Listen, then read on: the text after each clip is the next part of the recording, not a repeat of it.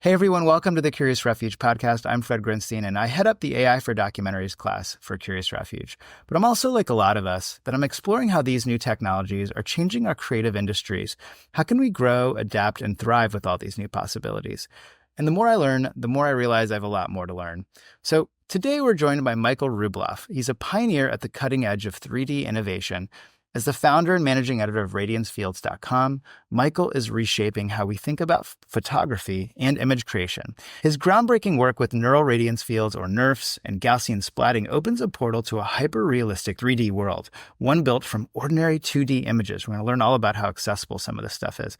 In this conversation, we're going to explore how Michael's mission to transcend the flat constraints of 2D could transform how we see, create, and interact with visual content. AI is being used for scripting, for shooting and producing movies. AI is being used for everything. Hollywood production is being transformed by artificial intelligence. Thanks so much for coming on and talking to us about all the work you're doing. I guess for starters, just a little bit of your own origin story. Like, what brings you to this, by some accounts, hyper-specific space? How did you get excited about this, and how did you start the website? Yeah, so pretty much I was helping start actually a healthcare company, so completely unrelated. And during my time while I was doing that, my hobby was 3D scanning and like trying to figure out like, is it possible even at some point in our lifetime to bring photography out of 2D? And so I was doing this with LiDAR at the time, and the results were really bad. They were really, really, really bad. But I was able to get general shapes. And I kind of had this like instinctual feeling that like we weren't necessarily far away from it becoming more consumer viable. And there was a very specific day in early 2022 where I saw this technology called NeRF through NVIDIA's Instant NGP. And pretty much that answered the question immediately. This is a direct pipeline to actually getting to a world where photography is no longer the dominant imaging form on Earth. And that became extremely exciting to me. And I started just to dive into it, try to figure out like what are the best practices and what's the best way to capture one of these, because at this point there was zero documentation on the internet. There was no blogs, there was no YouTube videos, there was no like subreddits or people asking these questions, like Googling it. There was just nothing. And so because of that, towards the end of 2022, I was starting to think to myself, like, well, perhaps some of this lack of documentation and not having everything centralized is contributing to this. And so I started the website, which at that time was called neuralradiancefields.io and has now since become radiancefields.com, which is kind of like the overarching technology, as a way to really centralize the technology and try and evangelize all the things that you can do when, imaging leaves 2D. Lots to unpack there. I mean, one of the things you said was that, what was the quote? Photography is no longer the dominant visual medium. Imaging medium, yeah. Imaging medium. I mean, I think back to sometimes when people are talking about AI, they talk about this transition, like when photographers came along and portrait painters, felt threatened, and that's its own bigger meta of the workforce conversation surrounding this technology. But it feels like a similar statement that here, there's a lot of people that are pretty big fans of photography, and you're telling me that we may be on the cusp of something that thinks and behaves totally differently. Can you unpack that a little bit? Yeah, definitely. And it's really interesting too, because I've been trying to go back to how like photography actually, caught on as a technology and as a creative medium. And, one of the ways I've actually been looking at this is I bought like a book of like old daguerreotypes of just people, portraits of people. And it's really funny to me because they're all posed the same exact way that you see people posing for like Radiance Fields now, where they're not really sure what to do and like how to sit, but you can tell like everyone's just like a little bit uncomfortable because you had to stay still back then for to be captured in 2D, and to be captured in 3D now you also similarly need to be sitting still. So I see a lot of like parallels in the way that which like the foundations of this technology is starting. But I think that at least certainly in my lifetime, photography has been such a linchpin in terms of like day-to-day society, and it feels like something that is so foundational to the way that we interact. It's difficult to even conceive of as a technology that might be an additional evolution of this, because it's just so omnipresent. But I think that we're now entering this period in time where these foundations are actually being set so that we can take what has been laid by photography over the last roughly 170 years or so and start to expand on top of it. Because one of the really cool things about Radiance Fields is that they're all built on 2D images. And so at the very foundation of it still lies photography and all these principles of imaging. It's just that we're now able to extend and build on top of them. So it's really, I'd say from my end, I want to look at this as an extension for a love of imaging and documentation, to take a step to say, like, well, what if this image no longer was capped by a composition, but was able to be extended into a complete 360 and explorable interactive scene that really documents the exact moment in time. Because one of the things that you were just mentioning too, there's a really interesting essay by this philosopher named Walter Benjamin, who wrote an essay about, I think it's like exploring in the age of mechanical reproduction, where he starts, where like you have these like early stage like Leicas that were coming out, and it was starting to question, like, what is lost in the moment when someone actually hits the shutter between the real world and an image. And in a lot of ways, I think that this technology might actually serve as a answer to this question, because whereas back then, and now actually today too, it's just like you only see what's captured in front of you, whereas radiance fields and hyperreal 3D capture the entirety of the moment in 3D as opposed to just one selected view. I love that you already jumped into philosophy with Walter Benjamin. I'm pulling it back up because I'm trying to remember if he did a book I read in college. So cool. I mean, look, I think for us to move forward, I think there's a little bit of basics we should do. And I know we're going to try to do a distinction between NeRFs and Gaussian splats. But first, can you try to explain, and we may need to see this, but assume that some people are listening to this. Can you try to explain in as dumbest terms possible, what is a radiance field? Because when I think of photography, look, paint is paint on a canvas, on a medium. Photography is this back then magic trick of the ability to register and write with light on paper that somehow is chemically able to do so. What is this new step forward? What is a radiance field doing that is starting to enter that canon?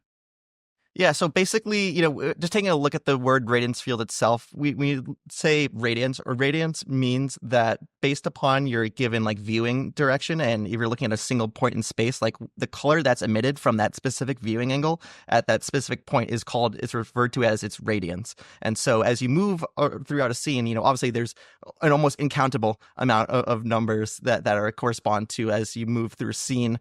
And so then you take a look at a field, and it's a field like if you can imagine like a soccer field or like a baseball field. This is the way that all these different radiance values are being compiled and shown off. So you have all these different levels of like colorful, essentially light or fog, and they're contained inside of this larger field.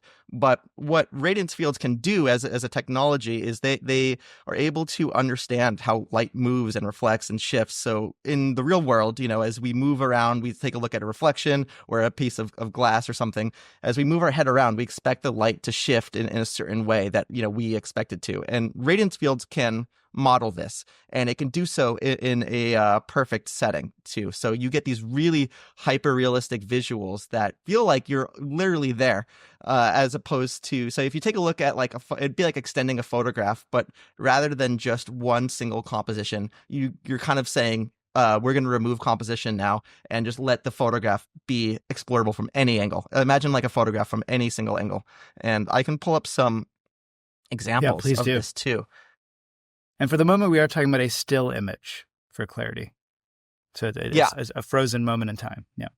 Yeah, and so if you take a look, so here's actually a capture of my parents, and here actually I'm just going to refresh this really fast, but here's them in Amsterdam, and basically you're able to get like this clarity that feels like any of these individual frames could be a still image by itself, and in that way, it kind of is, but like you have complete and total autonomy to fly around. You can look wherever you want, and you can see the way that the light moves and interacts is pretty much how it occurs in the real world. And so it works for people. It works for literally anything that you capture. Here's another one from Grand Central Terminal that's in Manhattan, where basically you can just drop into this scene and you're able to, be in a more hyper realistic way. So if you take a look here, right at this bottom of the screen, the light that is emanating off of it, gets reflected accurately, and you get like these reflections that are how they occur in the real world. And so we can see other examples too. Like this truly will work with any single type of capture. So here's another one. Here's one I believe in Miami Beach. You can take a look. This is right around sunset, and it's built in a very fast way. So this probably was just a single drone flyover where you're able to reconstruct things, but you can take a look at it. You can see like the sun in the background, but you can go and start actually playing with it. You can go wherever you want. There is no limitation, and this is one of the reasons why. Yeah. And there's that version of these images that you showed on the first two that they're a bunch of dots. Maybe it's useful to sort of, because this is kind of like the final product of these, but in some ways that seems to be pointing to what the technology is doing. So like what are we looking at here? So this is actually an effect that's like special to this company called Luma AI, which is the platform that we're kind of looking at right now. This is what's known as their magic reveal effect. Basically, it's more of just like a visual guide to show like this is not a video. This is an actual 3D model. It's more of like a tool to help, like, because it is in a lot of ways like unbelievable to someone to be like, why are you showing me this slowly rotating video, around a single building? Like, I've seen a million videos like this. Like if I have an Apple TV screensaver, this is like par for the course. But what this actually is, it's a fully interactive 3D model. And so it's really to kind of illustrate the point that what you're looking at is not a video. So, and we're sort of already jumping ahead a little bit to how these still images can in some way function in video format. Here's an example of something that simulates a drone effect. So I think we're starting to get a sense of what this looks like. I think that sense of those dots, I think, shows us that this is how the computer is really imaging this with it's sort of, I think you said LiDAR scanning is one approach here. We're going to learn a little bit about how some of these things are actually in most of our phones, although there are some higher end versions. But just to even differentiate, and we could probably spend forever with this distinction, but I want to at least call it out. There's these cool things called NeRFs, which are not foamy balls that we throw around. And then there's Gaussian splats. Can you try to give us a quick, like, which one is which and what the distinction is and why you might even be more focused on one versus the other? Yeah, so right now there's actually quite a lot of different ways to reconstruct a radiance field, but the two most popular ones are, there's one called NeRFs, which stands for a neural radiance field, and that's kind of the one that really kicked off all of this explosion, where it was released in early 2020, and it kind of started a deluge of research thereafter. Basically, that is and when it has the word like neural in it, and just all the technology right now, it has like a very strong implication of just, oh, this is all just straight AI. It uses a very small amount of AI actually as part of this. Like, obviously it does have a neural network, but it is basically that uses a technology called raycasting or ray marching to help reconstruct these hyperreal 3D scenes, whereas Gaussian splatting came out last like May or so, in May of 2023, or at least that's when the research was published. And basically it takes a different approach, whereas as opposed to ray marching, it uses something called rasterization, which is more commonly used in the traditional graphics pipeline. So there's a lot of upfront advantages to that. And so because of these two differences, both of them are still able to create a radiance field. That's the end product. Both technology creates a radiance field, but because of these two like fundamental differences, the two have kind of gotten pitted against one another on like social media. Has been like, oh, this technology is killing the other ones. But like, my caution to literally everyone is that this technology is so not close to the ceiling of what they can do that it makes no sense right now for me to declare, or anyone to declare, one is stronger than the other, or one has a higher ceiling than the other. We don't really understand the full potential of this technology yet, but basically the thing that they have in common, they both reconstruct a radiance field, and it's completely possible, it's actually probably overwhelmingly likely, that more radiance field methods will exist in the future. But basically you could think of a radiance field, a hyperreal photograph from any angle.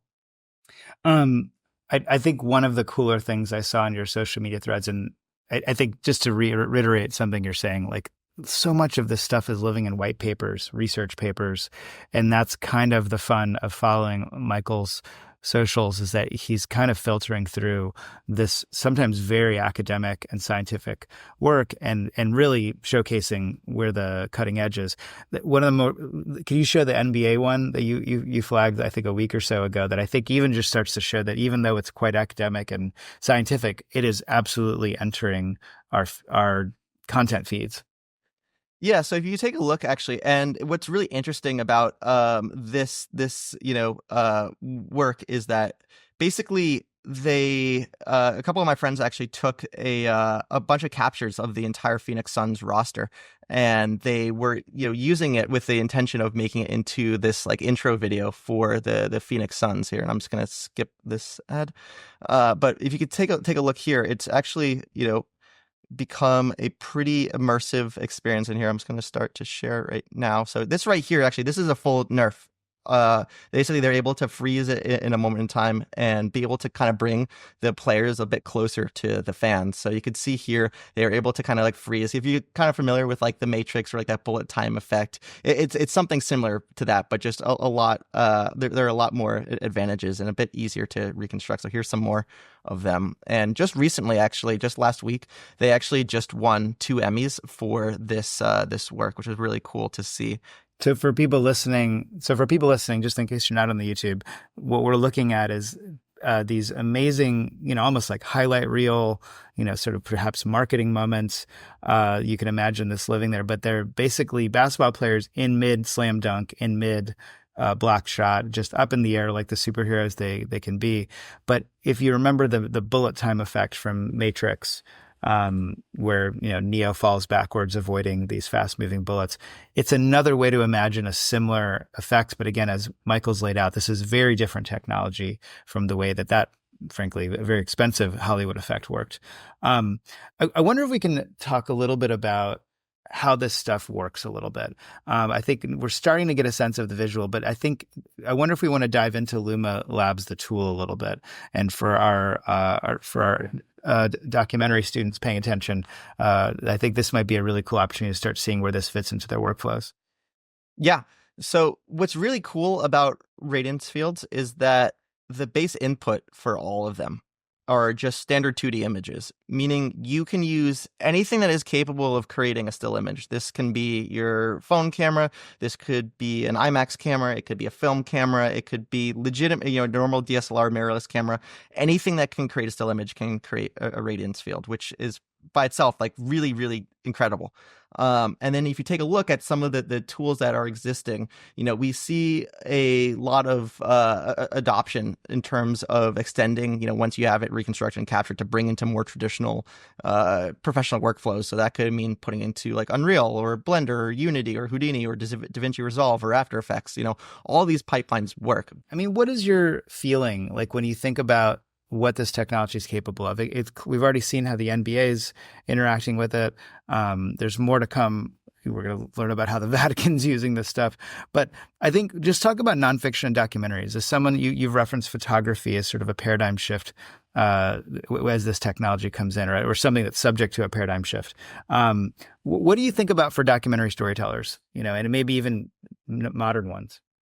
Right. And so I feel like for me, with taking a look at like the history of photography and imaging, I feel like it does such a large amount in terms of telling stories and exposing people to things that are happening in the world and bringing people closer to these stories. So like examples in my head are like, people during either the Great Depression or the Dust Bowl or the Vietnam War, these are images were used as a way to actually showcase the stories of individuals. And I think that it's been a quest to show like, how do we get closer to these stories? How do we make stories a bit more impactful and make people feel like they're really there and they're experiencing it and they get a better sense of someone else's perspective? And I think that, when we take a look at hyperreal 3D, it continues that goal in terms of, we can now get just a little bit closer to the subject and understand just a little bit stronger in terms of like what this person's environment is and like, what their story is and like the ways that this can be either exposed and explored, because you're really allowing people to get even closer to the story and explore it in their own way. You're giving them either the ability to explore, or if you are going to be like filming, you're going to be making like a guided version version of it, you also have the ability just to showcase way more in a way that, like, if you're trying to be, say, like, respectful of your subject, it's a bit easier to come up with like these camera shots when you're not really just like focusing on just capturing their story, and you can really like separate that creative process from the initial capturing point. And I think it's, to me, it lends itself well to tell more stories, or tell stories in a more intimate setting. I mean, I think one of the best executions I've seen is the short film from our mutual friend, Suki Mansour. So this is a film called A Safe Place to Land, and posted on the radiancefields.com website. And it is a Nerf documentary. It's very literally sort of an expression of this technology. And it's a 7-minute film that Suki did with the Don't Look Back Center in Colorado Springs. And it follows a group of women, it's actually 2 women that are dealing with trauma and sort of capturing this at a poignant moment in their lives. So here you see very literally just how this slides right into a traditional workflow. And I think it's almost like one really straight down the middle, perfect execution of what this technology is capable of. It freezes a moment, but, we often shoot these, what some of us called hero shots or portrait shots in our documentaries to sort of give us a moment to really observe and pay attention to our subject. Here, this is taken to a whole other level because Suki and her team were able to fully scan the space that her subject was in. You actually get to create a moment. You actually get to create an authentic moment. It's actually even more true to the subject because it's frozen in a moment that we can actually observe her and what plays as a moment of meditation. And I don't want to speak for her intentions, but that's what I take away from this beautiful poetic moment that then gets me to introduce and observe and connect with her subject. Really, really cool execution. I think we're just starting to scratch the surface. What did you take away from Suki's film? And obviously you wrote a whole piece about it, Michael. Yeah, I mean, I was really impressed by like the ability to, like, because obviously this is a really sensitive story, and you want to be respectful to the subjects in it, and I think that it was like well executed in terms of bridging the gap of like how do you get put into the subjects space and headspace as well. And so I was just generally impressed by the ability to like use this technology to, I felt a lot more, just generally like empathy and connection with the subjects as like a result of the film. So this is a tool that anybody making a 2D linear running time short film, this is already something that's in action. I think we can really look to Suki's film as a great expression of what's possible. I think we were starting to talk about other projects that you're working on, Michael, the Elizabeth Street one, for example, that I think we're now starting to do what I think at this stage in the course is really exciting, that we get to kind of start looking beyond the confines of the 2D screen. We're actually starting to think about how documentary can take on a different life. In our course, we sort of go on this journey of like, there's sort of how this applies to the existing workflow of documentaries. But by the end, we're actually excited about what does this imply about what else is possible. And that's what's so cool about getting to think this way. Can you introduce the Elizabeth Street project and a little bit of like what your goals with it are, and then show it to us a little bit? Yeah, definitely. So I was, fortunate enough where I was talking to a couple friends a couple months ago, and there's this garden here in Manhattan that it's in the middle of Soho, and it's just like a random respite from the rest of the city, and it's a very like lush and green area where there's always people in there that are reading and like on picnics, and what's happened over the last 5 or so years is that the city of Manhattan has made a pretty concerted effort to evict the garden out and, tear it down and start building, a bit more housing. And there's been a bit of controversy because there are other places that are just empty vacant lots that could be built upon, but they're choosing to evict this garden. And so as part of that, we were trying to say like, well, how can we potentially preserve this space for what it was for all the infinite generations therefore, and we that's where I started to come in on this project was we started to just go to walk through the garden and capture it to be turned into a radiance field. And so as a result of that, so my friends Tavius and Mihao actually already like had completed like a first pass of it, and so I could show some of the examples of that here, where they put it into this like short film where you could see some of the renderings of the garden, but and the intention was like, it might come through a little bit like jagged, but it should, it is like a full 4K.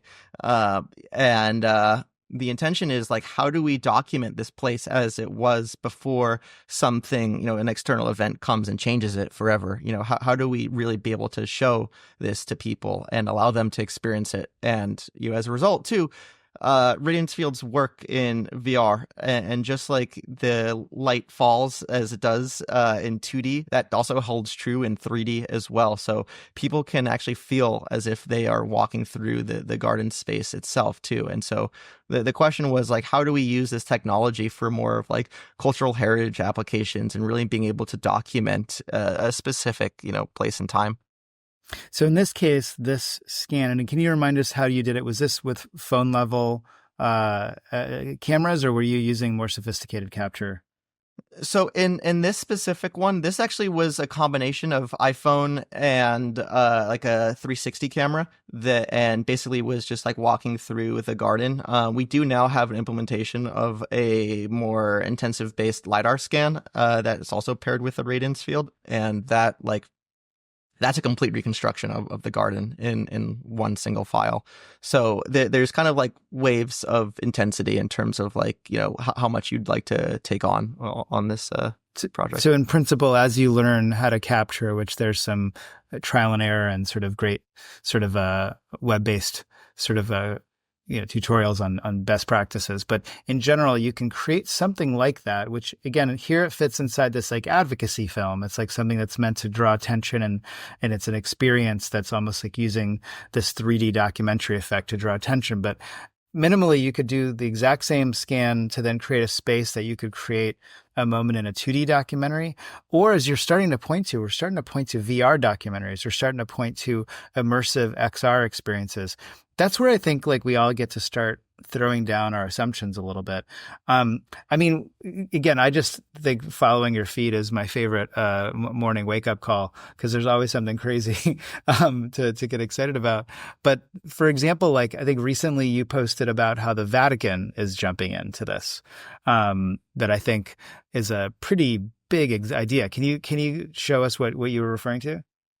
Yeah, definitely. So one of the use cases that I'm really excited about this technology for is also its like educational potentials too. So like you were just mentioning, the Vatican in partnership with Microsoft and a company called Iconim completed a reconstruction of the St. Peter's Basilica here. And you can see here, this is still like a fully explorable way. Let's see if I can even like, let me see if I can zoom out a little bit more about some of these things. But basically what you're able to do is you can start to embed information to start telling stories too in this fashion. So you could say like, okay, here's the actual space, here's some information about like what the actual like user's looking at, and again, it's still fully you can still like explore this and kind of understand how this might be used in a more educational setting. And you can create these experiences just like we were saying before about creating these like keyframes and transitions. This is a very large endeavor to create this. Of the entire basilica, they took about 400,000 images of it. But the end scope still like is feasible, even with this many images and this intense of a project. The technology scales really, really nicely, and so you can continue to pursue some of these more educational based stories and be able to like bring people closer, because geographically, like not everyone will be able to go and visit the St. Peter's Basilica, but this offers a really compelling way to provide this experience and pair it with like other educational activities, like learning about the space within these individual spaces. I mean, obviously, I think this was like 400,000 pictures. I mean, it's a big, probably heavily funded project with Microsoft. I'm going to guess they did not use their cell phones to capture this imagery. But I think this is where we're kind of pointing to the full manifestation of how this technology is starting to incorporate into other subjects and ultimately into our lives, of how we start to create a vocabulary around this. I think this is where this starts to blow up a little bit. I think the other thing that I saw in socials blow up recently was the Project Odyssey. I guess they got a bunch of funding, which might have been their real press release. But can we talk about that one? I mean, I just think they're now starting to enter this whole other space of what this type of scanning experience means to us. Yeah, so I saw their announcement, and there's a lot of excitement too about like the capturing of 3D data, because if you take a look at like just the overall number of 2D images and video that exist in the world, like it's a staggering number. There's just an insane amount of data. And then when you take that relative to the amount of 3D data that exists in the entirety of the universe, or the entirety of the world, Earth, there's very little. There's very, very small percentage compared to 2D. And so you have so much excitement in terms of saying like, well, when we have more data of the 3D world, we'll really be able to start doing some really incredible things. And there's a lot of excitement around like large scale, fully generative 3D hyperreal worlds. And I think that's kind of the beginning direction of which Odyssey is starting to pursue. And again, like I still have not like directly spoken to their team, so I could be incorrect about this, but I think that what they're pursuing, seems totally feasible, and it seems like something that is somewhat of an inevitability, that we will have the ability to say like, generate me X city, and it can go and do that in a way that's generally plausible and still has a certain feeling of hyperrealism to it. And from there, you'll still have the same advantages that we have now with radiance fields in terms of the complete control, this creative freedom around doing what you would like with it. So I think that the world that they are beginning to create is pretty exciting, and I think that we're going to see more and more companies start to pursue this. There's even a work from Google, which is nearly a year old, actually. In like 5 to 6 days, I think it'll be turned 1 year old, called Reconfusion. And it starts to take a look of that question of like, if we only have 3 images of a 360 scene, how do we reconstruct everything inside of it? And this is now very heavy AI usage, and this is where we've talked about like AI adjacent, it's able to work with AI systems, these radiance fields. So here's a little coverage of the Odyssey project in TechCrunch. What I love is just this picture of this man with this rig, that I think the assumption is now, if you're hiking on any trail, the same way we all got used to cars driving by that were scanning the world, we're going to start seeing these guys walking around, and they're like a 13.5K scanning apparatus that I guess this is what it starts to capture, is a sense of the entire world all around you is now being captured for artists, creators, educators, technologies to be able to really work in a very, very real, a very, very high fidelity capture of planet Earth. And it's something that sometimes we talk a lot about, it, this sort of digital twinning trend that I think a lot of businesses are being built off of. A lot of different ideas are being built off of, like, how do you sort of like inhabit a metaversal version of something before you actually put the real life resources into the real world version of it. So now we're well beyond storytelling necessarily. We're really starting to see how this intersection with media and content has such a real world application in other ways, that education is almost the scratch surface.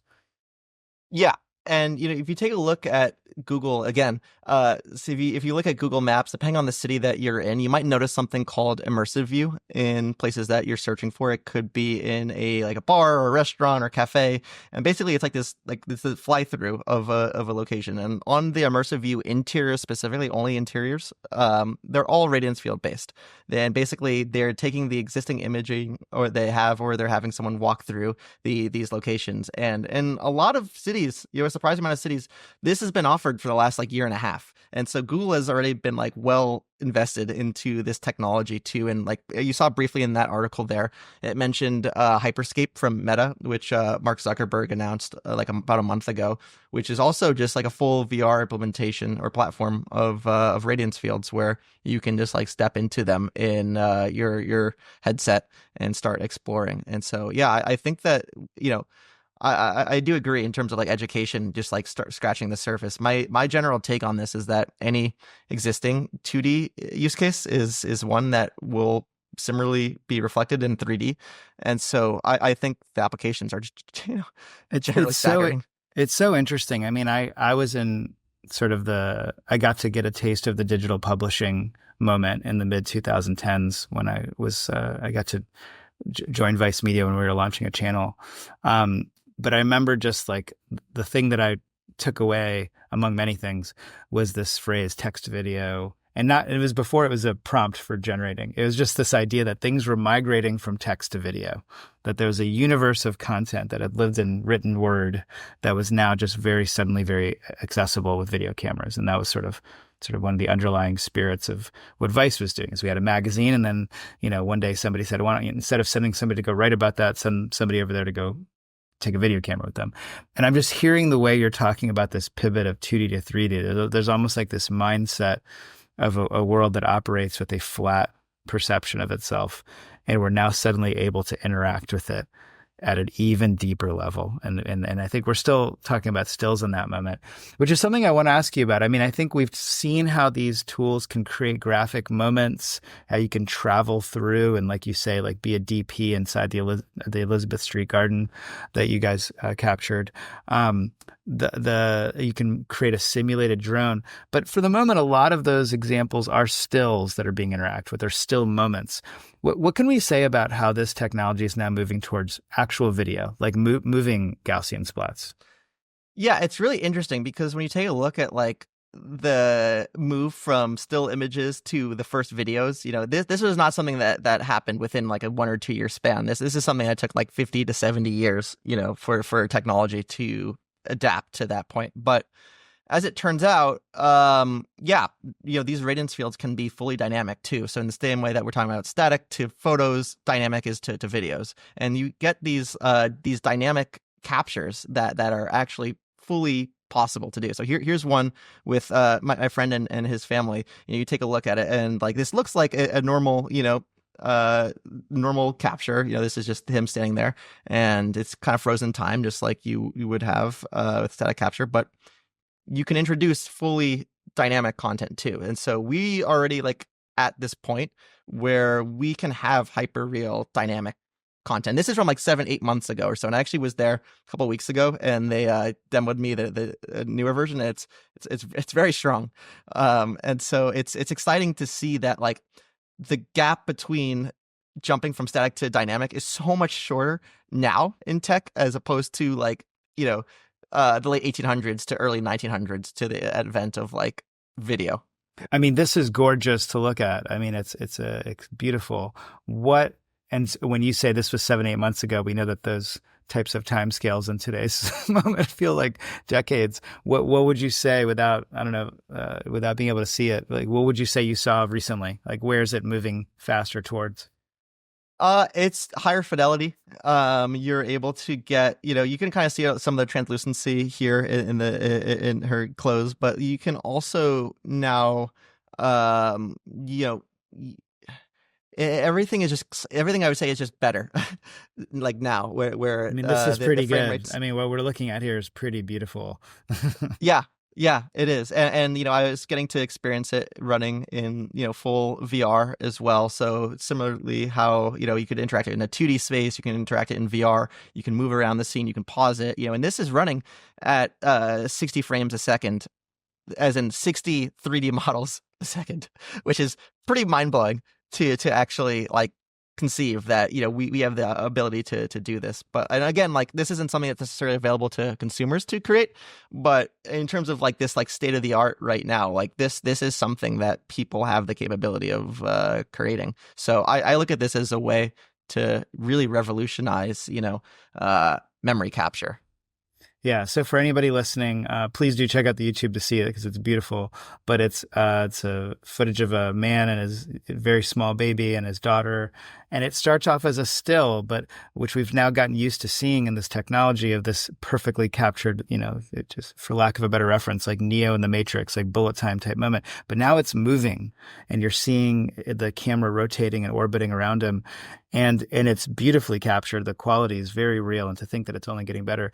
And admittedly, this is not something you can make with your phone. This is not accessible to somebody who just walked out of the Apple store. But I do think, I wouldn't be surprised if in the not too distant future, this is where things are accelerating towards in terms of what we can do. I mean, one thing that I suspect is true is that's probably a closed source model that they're building. As private companies do, I'm close with the ASU Narrative and Emergent Media program. I'm attending as a student myself, and Nani De La Pena, a real kind of pioneer in the VR journalism space, who's sort of leader of the program. She's been really pushing internally for Gaussian splats to be increasingly be part of our program, and has been working with Mike Corona, who I'm pretty sure is in your universe. Michael, and I was going to show it here for people that are watching on YouTube. This is a video that was created just a couple weeks ago with an open source setup that was set up on the fourth floor of our building, and it isn't quite as sharp and pretty as the spatial. Is it Spatial Dreams, the thing that we just looked at? Spatial Memories, apologies. This was done in the room on the fourth floor of our building. They had 45 cameras set up on tripods with a very elaborate system. Again, this is not your iPhone doing its thing. But here you're seeing Gaussian splat video. And I think the general sort of low quality imagery is just a question of how many steps are in the render. I think you can go up to 1 million or more and it would be super sharp like what we saw. But this is really cool. You can see me at the end of the video right there, because we're starting to see how the general community surrounding this stuff, again, there's private companies that are building private models that are very valuable to things they're trying to do with, whether it's brands or institutions like the Vatican, for example, or there's institutions like ASU that are actually also trying to follow the trend of open sourcing. And what do you think about that sort of general environment, that there's sort of the closed and open models on all this? Is that something that excites you?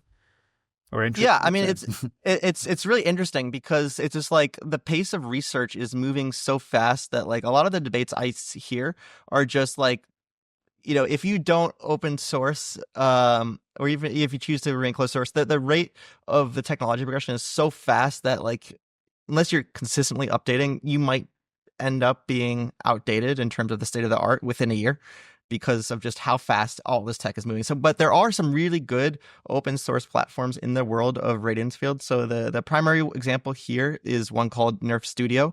And basically that was started from 3 grad students in UC Berkeley, including one of the original authors of Nerf.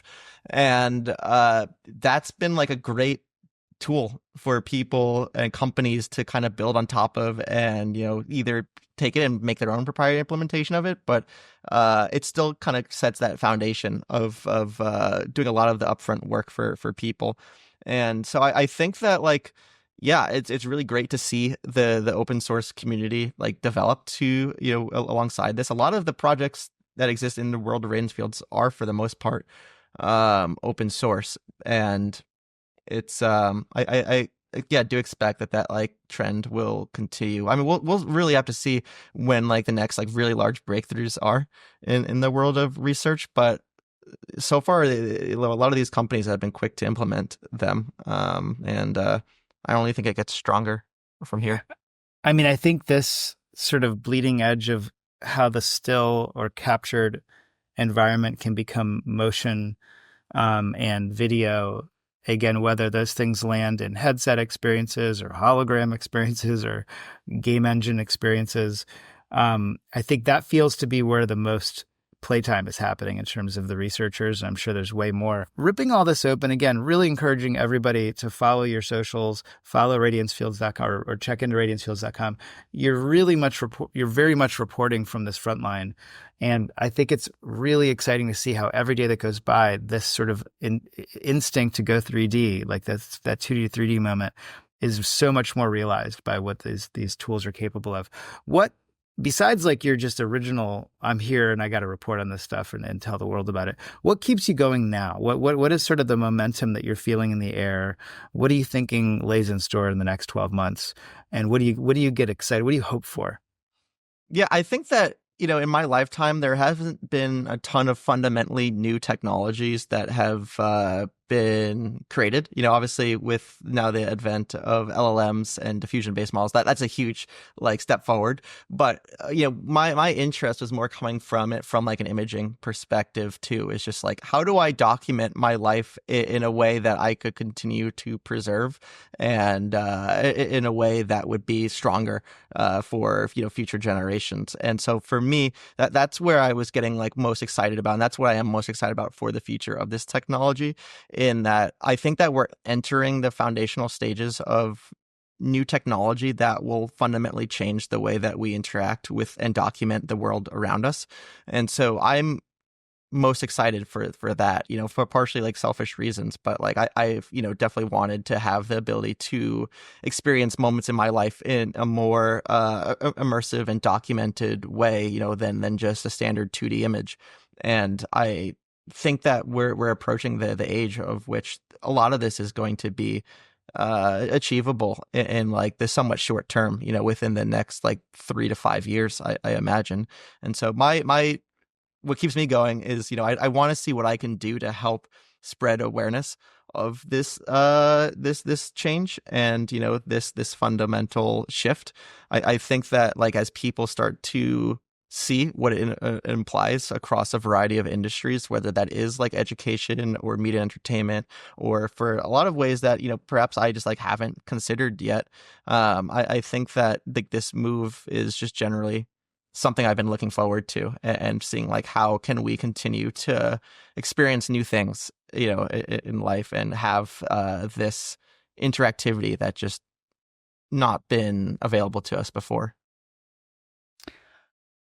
I love it. And I love how much you make us all a bit smarter with stuff that I think at first blush can be very intimidating to the average person. I'm not going to be the one to do it, but it's possible Gaussian splatting and nerfs might come up with a cooler branding. But I don't know. I also thought ChatGPT sounded weird, so maybe I'm wrong about all this stuff. I don't know. There's something simple about Google search, but I don't know. Maybe I'm dreaming in the wrong direction here. Yeah, no. The names themselves, like neural radiance fields and 3D Gaussian splatting, do not sound very approachable. It sounds intimidating, and I really don't think the technology is. The way that you actually are creating with this is you're using standard 2D images, but the technology makes you feel like you need a PhD to experiment with and try it out for yourself. But I promise it's really not. I promise that you are, anyone who is used to capturing images should have no issue capturing a radiance field. And if you're coming from a photogrammetry background, it's in my opinion, it's easier than photogrammetry by a large margin. But I do agree that the names and this barrier of intimidation does need to come down for people to realize how it can be utilized. And that's also part of my work, is just to show, here's someone else who's done it, and they were able to do it successfully. Here's just ways that I can help evangelize it. Because when I first started getting started in photography, I had a camera for a month or so, and then I didn't take any images with it because I was too intimidated from understanding the exposure triangle, and I would go to websites like Flickr to just take a look at what people's camera settings were before I actually went out by myself. And I feel like this is somewhat necessary for people who are experiencing just a fundamentally new technology to have some kind of pointer or guide to show that this is something that you can try and be successful at too. Look, Michael, I love how you are able to not just be on the pulse of what's happening, but I love that you have this perspective. Frankly, it's what seems to have driven you from the beginning, of seeing this paradigm shift in action, seeing this kind of what painting was to photography, this sort of new world of visual imaging. I love that that's your perspective. I also love that you're sort of thinking in all these different ways that obviously we're here mostly thinking as storytellers, but to be kind of mindful of like, look, storytelling is starting to be like water. It's liquid. It kind of enters all kinds of different spaces. And because it's now suddenly accessible to distribute. Look, a lot of the things we looked at are actually available to cameras that are accessible, sometimes even in the phones that we have. But we're also seeing what the bleeding edge looks like when people have rooms full of 45 cameras and obviously some very high-end systems. I mean, any closing thoughts to how you want creators to think about this? There's obviously the world at large, and you're interacting with a really big community. But when we're talking about whether it's the bedroom filmmaker community or really just everybody that gets inspired by the types of work we do here at Curious Refuge, like what do you think is the main takeaway for the work that you're so close to? Yeah, I think that from my perspective, it's just total exploratory right now. It is something that you could really try out and have fun with and experiment and kind of like start asking yourself like, what would happen if I remove composition as something as part of my thought process and start to actually experiment with the totality of a scene. I mean, you could still like operate as a DP and come up with these shots, but at the same time too, I still also feel like it's a form of exploration because you're not forced to come up with all of these shots, right up front. You're able to actually shoot and then sit down for a bit and think it through and then like kind of question like, is the best way, or try it out. Is this the best way to actually tell this story? Here's some other ways, and you can still do so with the footage that you have already shot. And so I think that it just opens up a lot more potential risks that you might not have taken otherwise, because it's just like, why, you might not want to invest time while you're on set and location.